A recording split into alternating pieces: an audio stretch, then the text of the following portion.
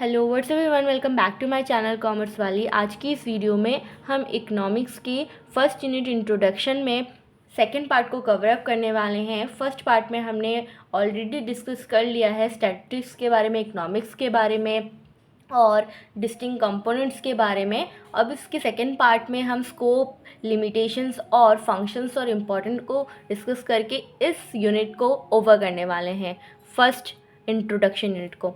So without wasting any time, let's just start the video. Scope of statistics. There are three scope of statistics. First one, nature of statistics, subject matter of statistics and limitation of statistics. Nature of statistics means statistics का nature क्या है कि statistics art है, science है, वो किस nature पे base है। सब्जेक्ट मैटर मीन्स वो किस बेसिस पे वर्क करता है। हम स्टैटिस्टिक्स का मेन जो सब्जेक्ट है वो क्या बेसिस पे काम करता है, और स्टैटिस्टिक्स के जो लिमिटेशंस है वो क्या है। हर किसी के कुछ ना कुछ लिमिटेशंस होते हैं, कहते हैं ना, हर किसी में बेनिफिट्स भी होते हैं और लिमिटेशंस भी होते हैं, तो उसी तरीके से स्टैटिस्टिक्स की भी कुछ लिमिटेशंस हैं। So first point, nature of statistics. Statistics, nature of statistics. Statistics is both, science भी है और आर्ट भी है। स्टैटिस्टिक्स में साइंस भी है और आर्ट भी है। साइंस के अकॉर्डिंग स्टैटिस्टिक्स क्या है? Statistics studies numerical data in a science और अ सिस्टमेटिक मैनर। साइंस में सारी चीज़ें सिस्टमेटिक मैनर में होती हैं, तो सेम स्टैटिस्टिक्स में भी जो चीज़ें होती हैं वो सिस्टमेटिक मैनर्स में ही होती हैं। तो as a science statistics is a systematic manner. Okay, study the numerical data in the systematic manner. And as an art, statistics relates to the quantitative data to real life problems. ये quantitative data को relate करता है real life problem से. So as a art भी है. So statistics का दोनों nature है, as a science also and as an art also. Now second one, subject matter of statistics. Subject matter क्या है स्टैटिस्टिक का? There are two subject matter, one is first one is descriptive statistic and second one is inferential statistics. अब ये दोनों में difference बताती हूँ। देखो, पहली बात तो क्या होती है, जब हम कोई भी डाटा कलेक्ट करते हैं या फिर कोई भी स्टैटिस्टिक्स का जो न्यूमेरिकल डाटा बनाते हैं, उसको बनाया और बस रख दिया, ठीक है, यूज़ नहीं किया उसको, मतलब एक तरीके से लेकर आए और प्रेजेंट कर दिया, ठीक है, प्रेजेंटेशन में रख दिया और उसको उठा के रख दिया, उसका कोई बेनिफिट नहीं रहा। बट एक चीज़ क्या होती है कि अगर हमने कोई डाटा बनाया है, ठीक है, और उसको प्रेजेंट करके रख रखा है, तो इन फ्यूचर हम उस चीज़ से फॉरकास्ट कर सकते हैं, उस चीज़ को यूज़ में कर सकते हैं। तो ये होता है इन्फिनिटियल स्टैटिस्टिक्स। तो स्टैटिस्टिक्स भी दो तरीके से होते हैं कि या तो आप एक नॉर्मल सा डाटा आपने बस कलेक्ट किया और प्रेजेंट किया, एनालाइज किया और रख दिया, तो उसको हम क्या बोलते हैं? Descriptive statistics. और अगर हमने उसी डाटा को क्या किया, इन फ्यूचर उस डाटा को यूज़ करके, ठीक है, फॉरकास्टिंग किया, या फिर फॉरकास्ट करने का मतलब इंटरप्रिटेशन लगाया, कुछ चीज़ें एक तरीके से अनुमान लगाना, ठीक है, वो सब किया, और उसके बेसिस उसको यूज़ करके हम फ्यूचर्स के डिसीजंस को ले रहे हैं, तो उसको क्या कहते हैं? इन्फिनिटियल स्टैटिस्टिक्स, ठीक है। तो स्टैटिस्टिक्स के टू टाइप्स होते हैं, एक descriptive statistics and second was is informative statistics. अब इनकी डेफिनेशन देख लो। Descriptive statistics refers to those method refers to those methods which are used for the collection, presentation as well as analysis of data.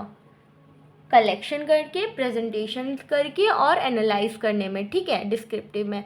अगर मैं example बोल दूँ कि किसी स्टूडेंट्स की एवरेज हाइट, मतलब मैंने एग्जांपल दिया था ना कि किसी भी क्लास में स्टूडेंट्स की एवरेज हाइट कलेक्ट कर ली, बट नेक्स्ट ईयर तो वो वर्क नहीं करने वाली ना, वो एक पर्टिकुलर इस टाइम के लिए एक डाटा है, उससे हम फ्यूचर क्या यूज़ कर सकते हैं। अब फ्यूचर में भी, इन फ्यूचर स्टूडेंट्स की हाइट बढ़ सकती है कुछ स्टूडेंट्स की, तो वो डाटा तो यूज़लेस हो जाएगा ना अभी इस टाइम के लिए, तो उस टाइप के डाटा को हम क्या कहते हैं? Descriptive statistics.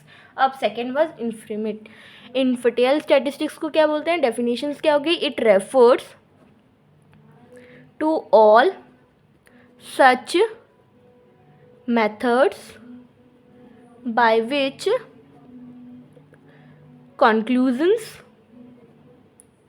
conclusions ड्रॉन्स करते हैं, ठीक है, are drawn relating to the universe और population on the basis of given sample, ठीक है। फोरकास्टिंग करते हैं, इसी के बेसिस पे एक तरीके से मैं बोल दूँ फोरकास्ट करते हैं फ्यूचर में, ठीक है, अनुमान लगाते हैं, फ्यूचर्स की डिसीजंस लेते हैं। तो ये हो गए subject matter, 2 subject methods of statistics. Now limitations which is very important for the exam purpose. Limitations of statistics क्या क्या होते हैं, ठीक है। First one, study of numerical facts. ये तो मैं स्टार्टिंग से आपको बताती आ रही हूँ कि स्टैटिस्टिक्स जो होता है वो हमेशा सिर्फ और सिर्फ न्यूमेरिकल डाटा को ही स्टडी करता है, बाकी और कोई डाटा वो स्टडी करता ही नहीं है, ठीक है।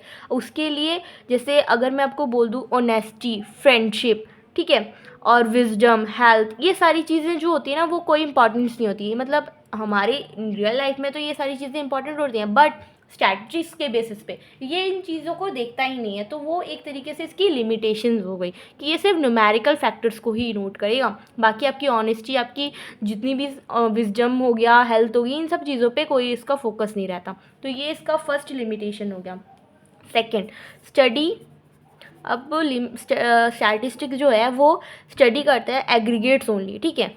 वो हमेशा एक तरीके से बल्क में ही करता है, मतलब फुल एक सिंगल को नहीं कर सकता, वो हमेशा एक पर्टिकुलर यूनिट को नहीं कर सकता। It does not study statistic facts relating to a particular unit, एक पर्टिकुलर यूनिट को नहीं करेगा, हमेशा एक बल्क में करेगा, क्वांटिटेटिव फैक्ट्स में करेगा।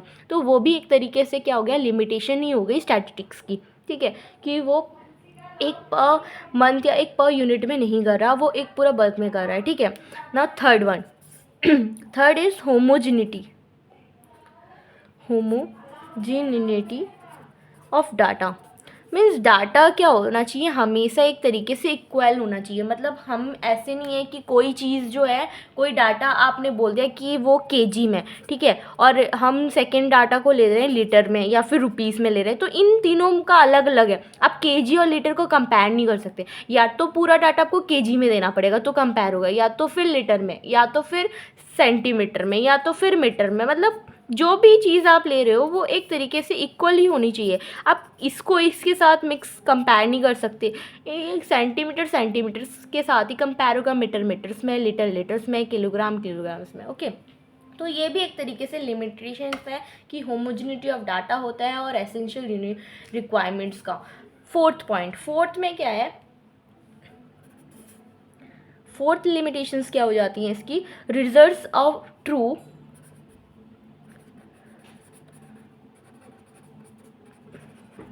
Only on an average. जो इसके रिजल्ट होते हैं वो ट्रू क्या हो पाते हैं, जब उनका एवरेज निकलता है, ठीक है, पर्टिकुलर 1 यूनिट्स में नहीं निकलता। Most statistical findings are true on only the average basis पे, ये एक्सप्रेस भी बोर्डकास्ट में होता है। तो ये भी एक तरीके से उसकी जो लिमिटेशंस हो जाती है। फिफ्थ वन क्या होता है, विदाउट रेफरेंस रिजल्ट्स में proof to be wrong. Means आप एक एग्जांपल ले लीजिए कि एक कंपनी है, ठीक है, वो क्या कर रही है, उसका 3 इयर्स का डाटा दिया हुआ है। एक फर्स्ट ईयर में उसने क्या किया, फर्स्ट ईयर में उसने 1000 रुपीज़ मतलब एक तरीके से, हाँ 1 लाख समझ लीजिए, 1 लाख का उसका प्रॉफिट आया। सेकंड में क्या आया, 2 लाख का प्रॉफिट आया सेकंड ईयर में, एंड थर्ड ईयर में 3 लाख का प्रॉफिट आया, ठीक है। और उसी के साथ साथ आपका सेकंड एक कंपनी, कोई दूसरी कंपनी बी, उसमें क्या हुआ, पहले तो उसने क्या किया, 1 लाख का एक तरीके से 3 लाख रुपीज़ का प्रॉफिट आ रहा था फर्स्ट ईयर में।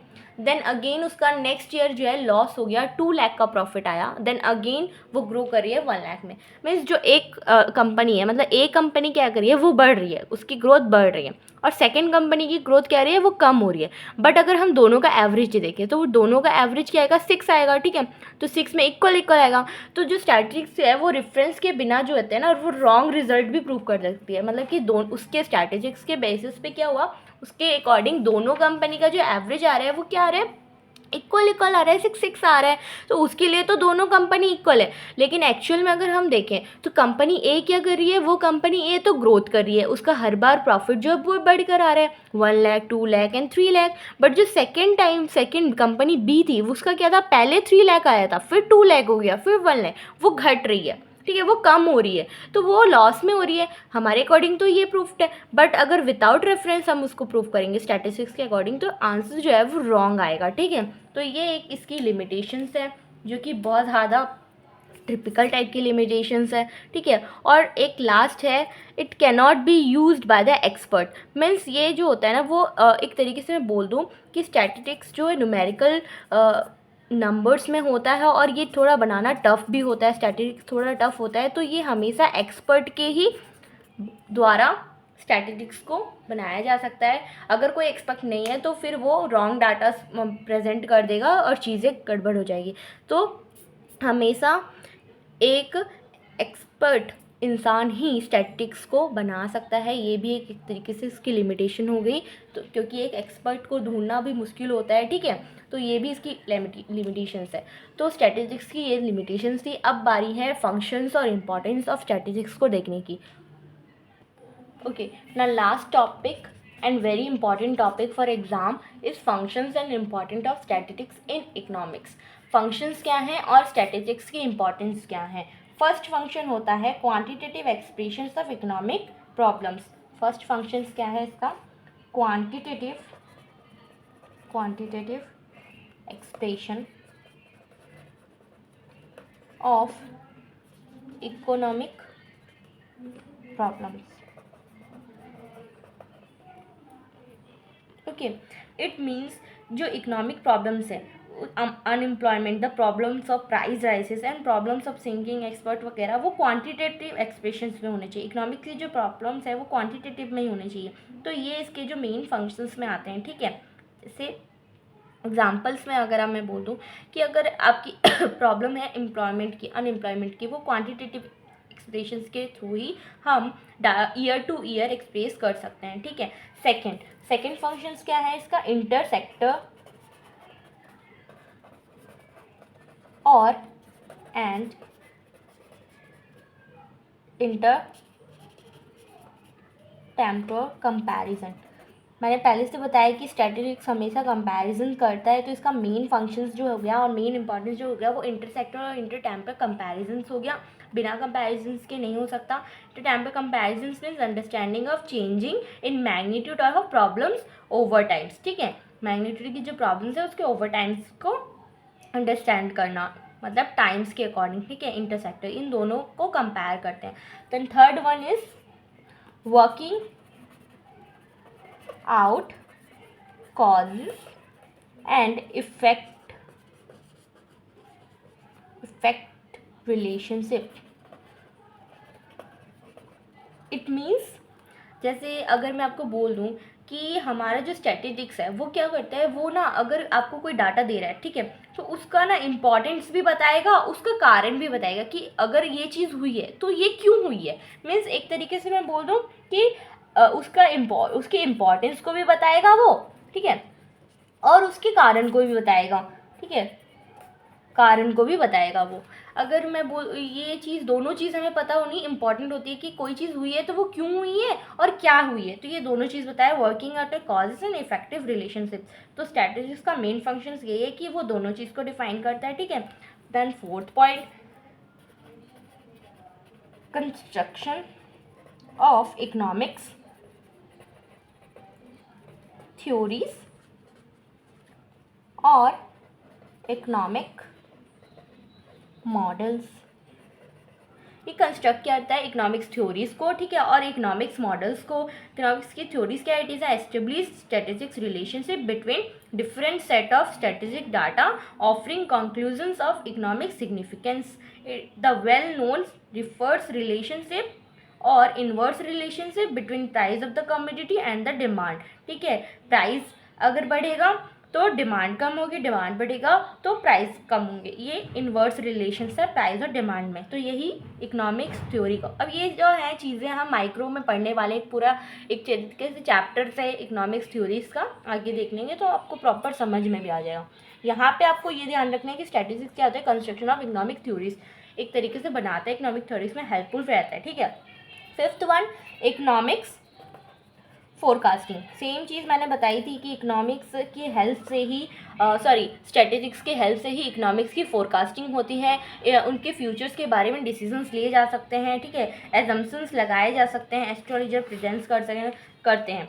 तो वही एक पॉइंट भी हो जाएगा इसी का, इकोनॉमिक्स फोरकास्टिंग। ना again formations of policies means statistics का यूज़ करके ही फॉर्मेशंस ऑफ पॉलिसीज़ होती हैं। जितनी भी पॉलिसीज़ हो गई, ठीक है, गवर्नमेंट जीडीपी वगैरह, ये पॉलिसीज़ जितनी भी इकोनॉमिक्स पॉलिसीज़ हो गई, ठीक है, ये सारी चीज़ें जो हैं वो स्टैटिस्टिक्स को ध्यान में रख के ही बनाई जाती हैं, ठीक है। ये इसीलिए स्टैटिस्टिक्स हेल्पफुल रहता है। इसका मेन फंक्शंस ये भी हो जाता है, फॉर्मेशंस ऑफ पॉलिसीज़। और एक लास्ट वन होता है इकोनॉमिक्स इक्विलिब्रियम। इकोनॉमिक्स इक्विलिब्रियम का मतलब क्या होता है? Equilibrium means consumer, equilibrium means consumptions और कंज्यूमर। जो कंज्यूमर होता है, जो कंजप्शंस करते हैं, कंज्यूमर और प्रोड्यूसर हमारे दो लोग होते हैं। इन दोनों को एक ऐसे लेवल पे लेके आना जहाँ पे ये दोनों ही हैप्पी रहें, ठीक है। हमेशा क्या होता है कि जब एक हैप्पी रहता है तो वो एक अनहैप्पी रहता है। मीन्स एक तरीके से बोलूँ, अगर कंजप्शंस और प्रोडक्शन दोनों एक इक्वल लेवल में होंगे, इकोनॉमिक इक्विलिब्रियम का मतलब ही ये होता है कि फंक्शन स्टैटिस्टिक्स के हेल्प से एक ऐसा पॉइंट फाइंड आउट किया जाए, एक ऐसी लेवल फाइंड आउट किया जाए जहाँ पे हमारा कंज्यूमर भी सेटिस्फाइड हो और हमारा प्रोड्यूसर भी सेटिस्फाइड हो, दोनों को लॉस ना हो। तो ये इसका जो सबसे ज़्यादा इम्पॉर्टेंट बेनिफिट है। और किसका? स्टैटिस्टिक्स का, जिसके द्वारा इकोनॉमिक इक्विलिब्रियम में हेल्पफुल रहता है। तो ये इसके इम्पॉर्टेंट फंक्शंस थे स्टैटिस्टिक्स के और इम्पॉर्टेंस थे, ठीक है, important functions of statistics in economics के अकॉर्डिंग। बाकी आपके चैप्टर्स में और सारी चीज़ें कवर अप हो गई हैं। कुछ अगर बच गया है तो कमेंट सेक्शन में बता देना, मैं उसके लिए आपको हेल्पफुल कर दूँगी, आपको वीडियोस प्रोवाइड करा दूँगी। बट मेरे अकॉर्डिंग जो यूनिट फर्स्ट है इंट्रोडक्शन से आपका ओवर हो गया है। अब आपका सेकेंड यूनिट स्टार्ट होगा which is collections, organisations and nation. ये दोनों यूनिट 15 मार्क्स कवर करती हैं। सो अच्छे से प्रिपेयर्ड हो जाओ एग्ज़ाम्स के लिए। आपको ऐसे रीड करो कि आपको एग्ज़ाम्स में दोबारा रीड करने की कोई ज़रूरत ना पड़े, आपको फर्स्ट टाइम में ही आपको अच्छे से समझ में आ जाए और आपके माइंड में फिट हो जाए। So if you like the video, like, subscribe and share. Thank you everyone.